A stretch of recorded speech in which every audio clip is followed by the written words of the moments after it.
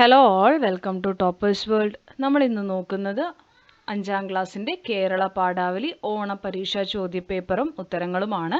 മുൻവർഷ ചോദ്യപേപ്പർ 2025 ചോദ്യപേപ്പറാണിത്. അപ്പോൾ എല്ലാവരും ഒരു തവണയെങ്കിലും ചെയ്തു നോക്കേണ്ട ചോദ്യപേപ്പറാണിത്. 2025 ചോദ്യപേപ്പർ ഓൾമോസ്റ്റ് ഈ മോഡൽ തന്നെ ആയിരിക്കും നിങ്ങളുടെ ചോദ്യപേപ്പർ. ഒരു തവണയെങ്കിലും എല്ലാത്തിനും ഉത്തരം എഴുതി നോക്കുക കേട്ടോ. അപ്പം നമുക്ക് നോക്കിയാലോ. 2025-26 കേരള പാഠാവലി മോഡൽ ചോദ്യപേപ്പർ മുൻവർഷ ചോദ്യപേപ്പറാണ്. 2 മണിക്കൂർ 15 മിനിറ്റാണ് കേരള പാഠാവലിക്ക് നിങ്ങൾക്ക് ഉത്തരം എഴുതേണ്ട സമയം കേട്ടോ. അപ്പം നിങ്ങൾ ആദ്യം തന്നെ ചോദ്യപേപ്പർ കിട്ടുന്ന സമയത്ത് നിർദ്ദേശങ്ങളെല്ലാം വായിക്കുക. ശേഷം എല്ലാ ചോദ്യങ്ങളും വൃത്തിയായി വായിക്കുക, ഉത്തരങ്ങൾ എഴുതുക. അപ്പം നമുക്ക് ഈ പരീക്ഷയിലേക്ക് കടക്കുന്നതിന് മുമ്പ് നമ്മുടെ ഈ ചാനൽ ആദ്യമായി കാണുന്നവരാണ് നിങ്ങളെങ്കിൽ സബ്സ്ക്രൈബ് ചെയ്തൊന്ന് സപ്പോർട്ട് ചെയ്ത് കാണാൻ വേണ്ടി ശ്രമിക്കുക. നോക്കിയാലോ. ആദ്യത്തെ ചോദ്യം വരുന്നത് വായിക്കാം എഴുതാം. കേരളത്തിലെ പക്ഷികൾ. നമുക്കിതൊന്ന് വായിക്കാം. ഇതിൽ നമ്മൾ ചോദ്യങ്ങളും ഉത്തരങ്ങളും ഉൾപ്പെടുത്തിയിട്ടുണ്ട്. കുയിലിനെ പോലെ മധുരമായി പാടുന്ന മറ്റു പക്ഷികളില്ല.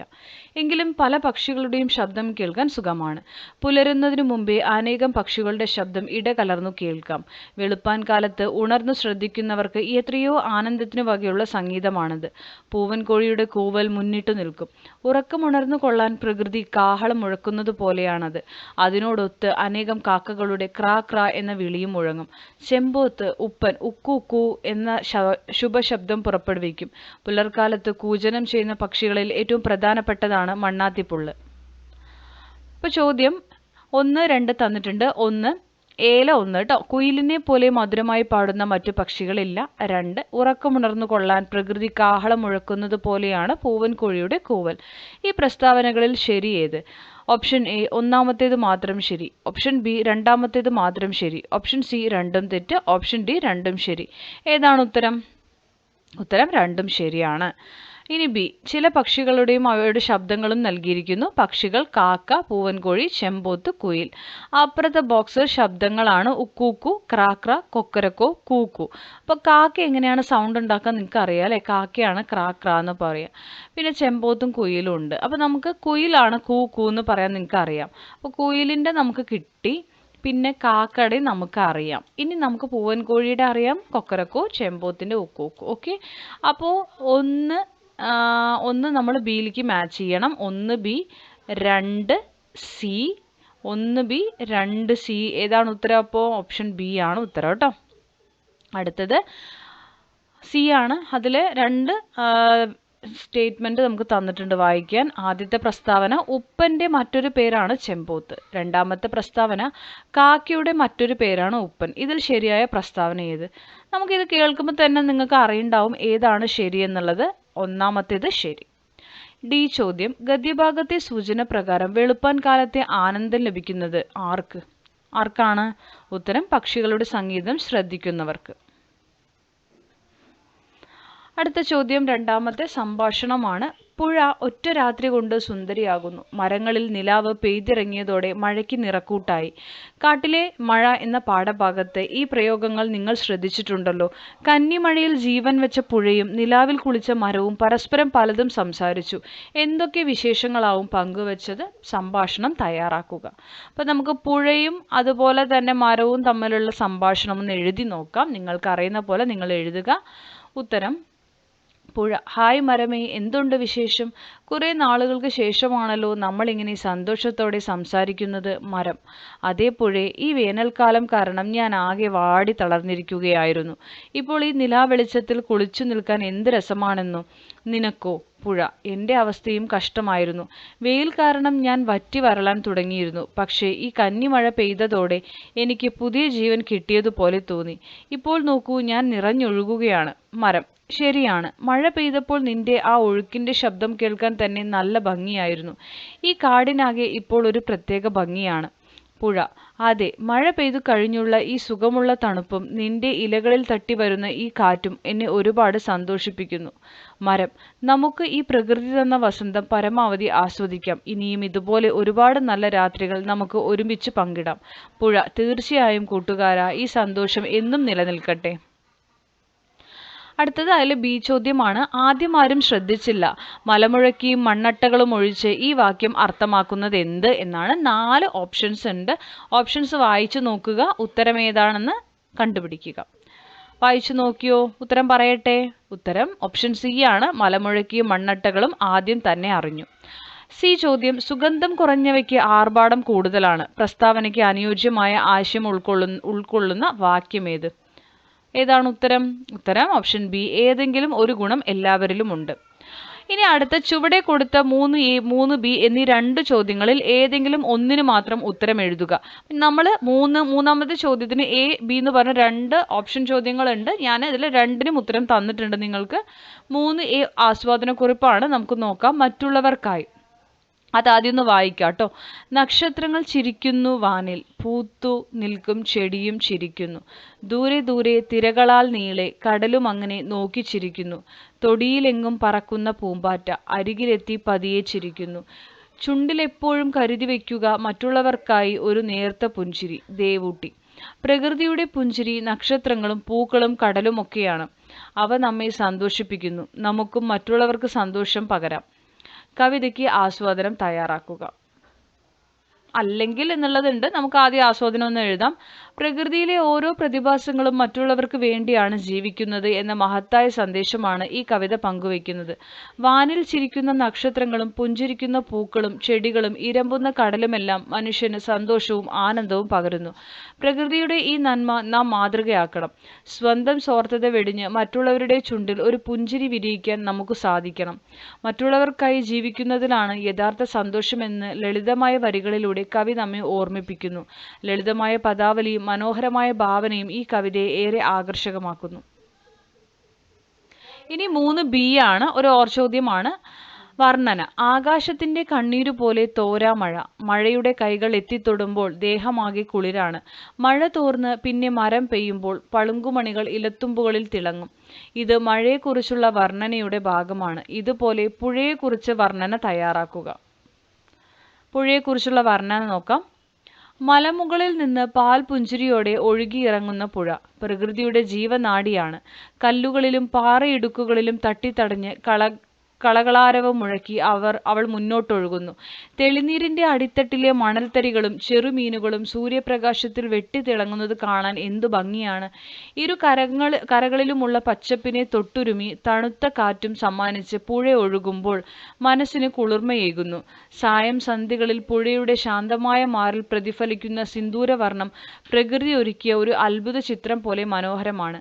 ഒടുവിൽ കടലിന്റെ ആഴങ്ങളിലേക്ക് ലയിച്ചു ചേരാൻ കൊതിയോടെ ഒഴുകുന്ന പുഴ ഒഴിയാത്ത ഒരു വിസ്മയം തന്നെയാണ്.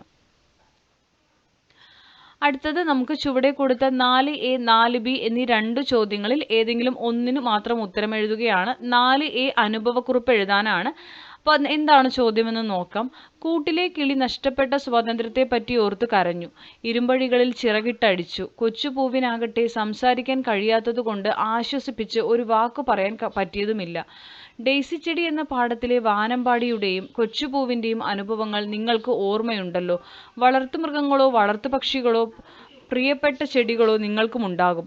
അവയോടൊപ്പമുള്ള നിങ്ങളുടെ അനുഭവങ്ങൾ എഴുതുക. അപ്പം നിങ്ങൾ ഇതുപോലെ അനുഭവം എഴുതുക. അല്ലെങ്കിൽ ഒരു ചോദ്യമുണ്ട്, അത് നോക്കാം. അതിനു മുമ്പ് ഈ അനുഭവക്കുറിപ്പൊന്ന് എഴുതാം. ഈ രംഗം വായിച്ചപ്പോൾ എൻ്റെ മനസ്സിലേക്ക് ഓടിയെത്തിയത് പണ്ട് ഞാൻ വളർത്തിയ മിട്ടു എന്ന തത്തമ്മയുടെ ഓർമ്മകളാണ്. അന്ന് എനിക്ക് ഏറെ പ്രിയപ്പെട്ടതായിരുന്നു ആ തത്ത. ഒരു ഭംഗിയുള്ള കൂട്ടിലടച്ച് അതിന് ഇഷ്ടമുള്ള പഴങ്ങളും വെള്ളവും നൽകി ഞാൻ അതിനെ സ്നേഹത്തോടെ പരിചരിച്ചു. എന്നാൽ ദിവസങ്ങൾ കഴിഞ്ഞപ്പോൾ അതിൻ്റെ ആ പഴയ കാട്ടുവിളികളും ഉന്മേഷവും നഷ്ടപ്പെടുന്നതായി എനിക്ക് തോന്നി. കൂട്ടിൻ്റെ കമ്പികൾക്കിടയിലൂടെ പുറത്തെ വലിയ ആകാശത്തേക്കും പച്ചപ്പ് നിറഞ്ഞ മരങ്ങളിലേക്കും അത് നോക്കിയിരിക്കുന്നത് ഞാൻ സങ്കടത്തോടെ ശ്രദ്ധിച്ചു. അപ്പോഴാണ് എനിക്ക് മനസ്സിലായത്, നമ്മൾ നൽകുന്ന ആഹാരത്തെക്കാളും സുരക്ഷിതത്വത്തെക്കാളും വലുതാണ് ആ ജീവിക്ക് അതിൻ്റെ സ്വാതന്ത്ര്യമെന്ന്. മറ്റുള്ളവരുടെ തടവറയിലെ രാജകൊട്ടാരത്തേക്കാൾ സ്വന്തം സ്വാതന്ത്ര്യത്തോടെയുള്ള കാട്ടുചില്ലകളാണ് അവയ്ക്ക് പ്രിയം. ഒടുവിൽ ഒരു ദിവസം ഞാൻ ആ കൂട് തുറന്നു വിട്ടു. ചിറക് വിരിച്ച് ആകാശത്തേക്ക് പറന്നുയർന്ന ആ തത്തമ്മയുടെ സന്തോഷം കണ്ടപ്പോൾ എൻ്റെ മനസ്സിൽ വല്ലാത്തൊരു ആശ്വാസം തോന്നി. നമുക്ക് ചുറ്റുമുള്ള പ്രകൃതിയിലെ ഓരോ ജീവിക്കും ചെടികൾക്കും അവരുടേതായ സ്വാതന്ത്ര്യമുണ്ട്. അതിനെ ഹനിക്കാൻ നമുക്ക് അവകാശമില്ല. ഡെയ്സി ചെടിയുടെയും വാനമ്പാടിയുടെയും ഈ അനുഭവം, വാനമ്പാടി എന്നാണ് കേട്ടോ, ഇത് ആണ്, വാൻ എന്നല്ല, വാനമ്പാടിയുടെയും ഈ അനുഭവം പ്രകൃതിയെയും അതിലെ ജീവജാലങ്ങളെയും കൂടുതൽ സ്നേഹത്തോടെയും സ്വാതന്ത്ര്യത്തെയും കോടെയും കാണാൻ എന്നെ പഠിപ്പിച്ചു. അടുത്ത ചോദ്യം കുറിപ്പെഴുതാനാണ്. എനിക്ക് മഴ ഇഷ്ടമല്ല. മഴ എൻ്റെ ജീവിതത്തിൽ എന്നും നഷ്ടങ്ങളെ വരുത്തിയിട്ടുള്ളൂ. എൻ്റെ വീടും പ്രിയപ്പെട്ടവരും നഷ്ടമായത് ഒരു പെരുമഴക്കാലത്താണ്. ഇത് അമൽ എന്ന കുട്ടി പറയുന്നതാണ്. അടുത്ത സെൻറ്റൻസ് നോക്കൂ. ഈ കടുത്ത വേനൽ ഒന്ന് അവസാനിച്ചെങ്കിൽ എൻ്റെ അച്ഛൻ്റെ എത്ര രൂപയുടെ കൃഷി നശിച്ചു. പാടം വരണ്ടുണങ്ങി, കുടിവെള്ളം പോലുമില്ല. വേഗം മഴ വന്നെങ്കിൽ. ഇത് മൃദുല പറയുന്നതാണ്. രണ്ട് കൂട്ടുകാരുടെ അഭിപ്രായമാണിത്. അഭിപ്രായങ്ങളെ വിശകലനം ചെയ്ത് കുറിപ്പ് തയ്യാറാക്കുക. അപ്പം മഴ രണ്ട് കുട്ടികൾക്കും രണ്ട് രീതിയിലാണല്ലേ അനുഭവപ്പെടുന്നത്. ഒരാൾക്കത് ദുരിതമാണെങ്കിൽ ഒരാളത് വരാൻ കാത്തിരിക്കുന്നു. സോ ഇതിനെ നിങ്ങൾ വിശകലനം ചെയ്തിട്ട് വേണം എഴുതണമെങ്കിൽ. നമുക്ക് നോക്കാം ഉത്തരം. മഴ മനുഷ്യജീവിതത്തിൽ ചെലുത്തുന്ന സ്വാധീനത്തെക്കുറിച്ച് വ്യത്യസ്തമായ രണ്ട് കാഴ്ചപ്പാടുകളാണ് അമലും മൃദുലയും പങ്കുവയ്ക്കുന്നത്. ഒരാൾക്ക് മഴ കണ്ണീരും നഷ്ടങ്ങളും സമ്മാനിച്ചപ്പോൾ മറ്റൊരാൾക്ക് അത് ജീവന്റെ നിലനിൽപ്പിനായുള്ള പ്രതീക്ഷയാണ്. അമലിനെ സംബന്ധിച്ചിടത്തോളം മഴ ഒരു ഭീതിജനകമായ ഓർമ്മയാണ്. ഒരു പെരുമഴക്കാലത്താണ് അവന് തൻ്റെ പ്രിയപ്പെട്ടവരെയും വീടും നഷ്ടമായത്.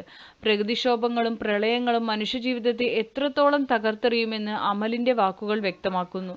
ഉരുൾപൊട്ടലും വെള്ളപ്പൊക്കവും ഉണ്ടാക്കുന്ന വലിയ നാശനഷ്ടങ്ങൾ പ്രകൃതിയുടെ രൗദ്രഭാവത്തെയാണ് ഓർമ്മിപ്പിക്കുന്നത്.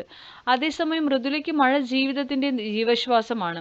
കടുത്ത വേനൽ കാരണം അവളുടെ അച്ഛൻ്റെ കൃഷി നശിക്കുകയും കുടിവെള്ളം മുട്ടുകയും ചെയ്തു. ഇവിടെ മഴ പ്രത്യാശയുടെയും അതിജീവനത്തിൻ്റെയും പ്രതീകമാണ്. കൃഷിക്കും മനുഷ്യൻ്റെയും പ്രകൃതിയുടെയും നിലനിൽപ്പിന് മഴ അനിവാര്യമാണെന്ന് മൃദുലയുടെ വാക്കുകൾ നമ്മെ ബോധ്യപ്പെടുത്തുന്നു. ഈ രണ്ട് അഭിപ്രായങ്ങളും രണ്ട് യാഥാർത്ഥ്യങ്ങളാണ്. മഴ ഒരേ സമയം പ്രകൃതിയുടെ അനുഗ്രഹവും കഠിനമായ പ്രകൃതിക്ഷോഭം ആകുമ്പോൾ ദുരന്തവുമായി മാറുന്നു. പ്രകൃതിയെ സംരക്ഷിച്ചുകൊണ്ട് മാത്രമേ നമുക്ക് മഴയുടെ ദുരന്തങ്ങളെ ഒരു പരിധിവരെ തടയാനും മൃദുല ആഗ്രഹിക്കുന്നത് പോലെ അതിനെ ഒരു അനുഗ്രഹമായി നിലനിർത്താനും സാധിക്കൂ. അപ്പോൾ നിങ്ങൾക്ക് ഇതുപോലെ ഉത്തരങ്ങൾ എഴുതാൻ സാധിക്കണം. മാക്സിമം നിങ്ങൾ ഇത് ഉത്തരങ്ങൾ എഴുതിയിട്ട് ഒന്ന് പഠിച്ച് പരിശീലിച്ചിട്ട് പോവുക. മോഡൽ ചോദ്യ പേപ്പറാണ്. എന്തായാലും ഒരു തവണയെങ്കിലും എല്ലാവരും ചെയ്യാൻ വേണ്ടി ശ്രമിക്കുക. 5ാമത്തെ ചോദ്യം, നമ്മുടെ അവസാനത്തെ ചോദ്യമാണ്. ലഘു ഉപന്യാസം. മണ്ണിൻ്റെ കിനാവുകൾ എന്ന പാഠഭാഗത്ത് ഒട്ടേറെ നാട്ടുപൂക്കളെ നിങ്ങൾ പരിചയപ്പെട്ടല്ലോ. തുമ്പയും മുക്കുറ്റിയും കാക്കപ്പൂവും ഉൾപ്പെടെ പഴയകാല പൂക്കൾ ഇന്ന് കാണാനില്ല. വരവ് പൂക്കളുടെ വസന്തമാണ് നമ്മുടെ നാട്ടിൽ ഓണക്കാലത്തും മറ്റും ഇന്നും കാണുന്നത്. നാട്ടുപൂക്കളുടെയാണ് കേട്ടോ. നാട്ടുപൂക്കളുടെ മടക്കവും കച്ചവടപ്പൂക്കളുടെ വരവും വിശകലനം ചെയ്ത് ലഘു ഉപന്യാസം തയ്യാറാക്കുക. അപ്പോൾ നിങ്ങൾക്ക് അറിയാം, നമുക്കിപ്പോൾ ഓണക്കാലമാണ്. ഓണപരീക്ഷയൊക്കെ കഴിഞ്ഞ് നമ്മൾ ഓണം ആഘോഷിക്കും. അപ്പോൾ നമ്മളുടെ എല്ലാം വീടുകളിൽ പൂക്കളം ഒരുക്കും. ഈ പൂക്കളം ഒരുക്കാൻ നമ്മൾ ഉപയോഗിക്കുന്നത് ഇപ്പോൾ നമ്മളുടെ വീട്ടിലുള്ള പൂക്കളല്ല, നമ്മൾ വാങ്ങിക്കുകയാണ് അല്ലേ, കാശ് കൊടുത്ത് പുറത്തുനിന്ന് വാങ്ങുന്ന പൂക്കളാണ്. അതിനെക്കുറിച്ചാണ് എഴുതാൻ പറഞ്ഞിരിക്കുന്നത്. നോക്കാം. നാട്ടുപൂക്കളുടെ മടക്കവും എന്നാണ് കേട്ടോ, മടുവല്ല, മടക്കവും എന്നാണ്. മടക്കവും കാട്ടുപൂക്കളുടെ വരവും മണ്ണിൻ്റെ ചിന്താവിഷയങ്ങൾ എന്ന പാഠഭാഗം നമ്മുടെ പ്രകൃതിയിലുണ്ടായ വലിയൊരു മാറ്റത്തെക്കുറിച്ചാണ് നമ്മെ ഓർമ്മിപ്പിക്കുന്നത്. ഒരു കാലത്ത് നമ്മുടെ തൊടികളിലും വഴിയോരങ്ങളിലും സമൃദ്ധമായി നിന്നിരുന്ന തുമ്പ, മുക്കുറ്റി, കാക്കപ്പൂവ് തുടങ്ങിയ നാട്ടുപൂക്കൾ ഇന്ന് അപ്രത്യക്ഷമായി കൊണ്ടിരിക്കുകയാണ്. നാട്ടുപൂക്കളുടെയും മടക്കവും വിപണി കീഴടക്കുന്ന വിദേശപ്പൂക്കളുടെ വരവും പ്രകൃതിയുടെയും സംസ്കാരത്തിൻ്റെയും തകർച്ചയാണ് സൂചിപ്പിക്കുന്നത്. പണ്ട് ഓണക്കാലമായാൽ പൂക്കളമിടാൻ കുട്ടികൾ ഒത്തുകൂടി നാട്ടുപൂക്കൾ പറിക്കുമായിരുന്നു. തുമ്പപ്പൂവും മുക്കുറ്റിപ്പൂവും കൊണ്ടുള്ള ലളിതമായ പൂക്കളങ്ങൾ നമ്മുടെ മനസ്സിന് വലിയ സന്തോഷമാണ് നൽകിയിരുന്നത്. എന്നാൽ ഇന്ന് ആ നാട്ടുപൂക്കളുടെ വസന്തം നമ്മുടെ നാട്ടിൽ നിന്നും എങ്ങോ മറഞ്ഞു പോയിരിക്കുന്നു. കാട് വെട്ടിത്തെളിക്കലും അമിതമായ രാസകീടനാശിനികളുടെ ഉപയോഗവും കോൺക്രീറ്റ് കെട്ടിടങ്ങളുടെ കടന്നുകയറ്റവുമാണ് നമ്മുടെ ഈ തനത് പൂക്കളെ ഇല്ലാതാക്കിയത്. നാട്ടുപൂക്കൾ ഇല്ലാതായതോടെ ഓണക്കാലത്ത് പൂക്കളമിടാൻ നാം ഇന്ന് പൂർണ്ണമായും അന്യസംസ്ഥാനങ്ങളിൽ നിന്നും എത്തുന്ന കച്ചവട പൂക്കളെയാണ് ആശ്രയിക്കുന്നത്. ചെണ്ടുമല്ലി, വാടാമല്ലി, റോസ തുടങ്ങിയ പൂക്കൾ ഇന്ന് വൻതോതിൽ വിപണിയിലെത്തുന്നു. ഇതൊരു വലിയ ബിസിനസ്സായി മാറിക്കഴിഞ്ഞു. നമ്മുടെ സംസ്കാരത്തിൻ്റെ ഭാഗമായിരുന്ന ഓണം ഇന്ന് വെറും ഒരു വിപണി ഉത്സവമായി ചുരുങ്ങാൻ ഇത് കാരണമായി. പ്രകൃതിയുടെ ഈ മാറ്റം വലിയൊരു മുന്നറിയിപ്പാണ്. വരും തലമുറയ്ക്കായി നമ്മുടെ നാട്ടുപൂക്കളെയും ജൈവ വൈവിധ്യത്തെയും സംരക്ഷിക്കേണ്ടത് അനിവാര്യമാണ്. എങ്കിൽ മാത്രമേ നമ്മുടെ പ്രകൃതിയുടെ തനിമയും സംസ്കാരത്തിൻ്റെ പവിത്രതയും നിലനിർത്താൻ നമുക്ക് സാധിക്കുകയുള്ളൂ. അടുത്തത് കടങ്കഥാ വ്യാഖ്യാനം. ഒരു ചോദ്യം കൂടെ ഉണ്ട്. ആന കേറാമല, ആടുകേറാമല, 1000 കാന്താരി പൂത്തിറങ്ങി. ഈ കടങ്കഥയുടെ ഉത്തരം ആകാശത്തിലെ നക്ഷത്രങ്ങൾ എന്നാണ്. എന്തുകൊണ്ടാകാം ഈ കടങ്കഥയ്ക്ക് ഇങ്ങനെ ഉത്തരമുണ്ടായത് വ്യാഖ്യാനിച്ചെഴുതുക. ഉത്തരം: ആന കേറാമല, ആടു കേറാമല. മനുഷ്യർക്കോ ആന, ആട് തുടങ്ങിയ മൃഗങ്ങൾക്കോ കയറിപ്പറ്റാൻ സാധിക്കാത്ത അത്രയും ഉയരത്തിലുള്ള ഒന്നാണ് ആകാശം. ഈ ദുർഘടമായ ഉയരത്തെയും വിസ്തൃതിയെയും സൂചിപ്പിക്കാനാണ് ആന കേറാമല, ആടു കേറാമല എന്ന് വിശേഷിപ്പിച്ചിരിക്കുന്നത്. 1000 കാന്താരി പൂത്തിറങ്ങി. രാത്രികാലങ്ങളിൽ ആകാശത്ത് നിറഞ്ഞു നിൽക്കുന്ന ആയിരക്കണക്കിന് ചെറിയ തിളങ്ങുന്ന നക്ഷത്രങ്ങളെയാണ് ഇവിടെ കാന്താരി പൂക്കൾ എന്ന് വിളിച്ചിരിക്കുന്നത്. കാന്താരി മുളക് ചെടിയിൽ വെള്ള പൂക്കൾ നിറഞ്ഞു നിൽക്കുന്നത് പോലെ ഇരുണ്ട ആകാശത്ത് നക്ഷത്രങ്ങൾ വെളുത്ത പൂക്കൾ പോലെ ശോഭിച്ചു നിൽക്കുന്നു.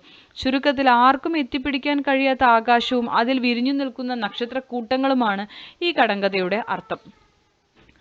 അപ്പോൾ ഇത്രയുമാണ് നമ്മുടെ ചോദ്യങ്ങൾ. എല്ലാവരും ഒരു തവണയെങ്കിലും ഇതെല്ലാം ഉത്തരങ്ങൾ എഴുതി പരിശീലിച്ച് പോകാൻ വേണ്ടി ശ്രമിക്കുക. ക്ലാസ്സുകൾ ഇഷ്ടപ്പെടുന്നുണ്ടെങ്കിൽ ലൈക്ക് ചെയ്യുക, ഷെയർ ചെയ്യുക, സബ്സ്ക്രൈബ് ചെയ്യുക. നിങ്ങളുടെ കമൻറ്റുകൾ അറിയിക്കുക. നമ്മുടെ സബ്സ്ക്രൈബേഴ്സിന് മാത്രമേ കമൻറ്റ് ചെയ്യാൻ സാധിക്കുള്ളൂ. കമൻറ്റ് ചെയ്ത് ഞങ്ങളെ സപ്പോർട്ട് ചെയ്യുക. തുടർന്നും വാച്ച് ചെയ്യുക. Thank you for watching.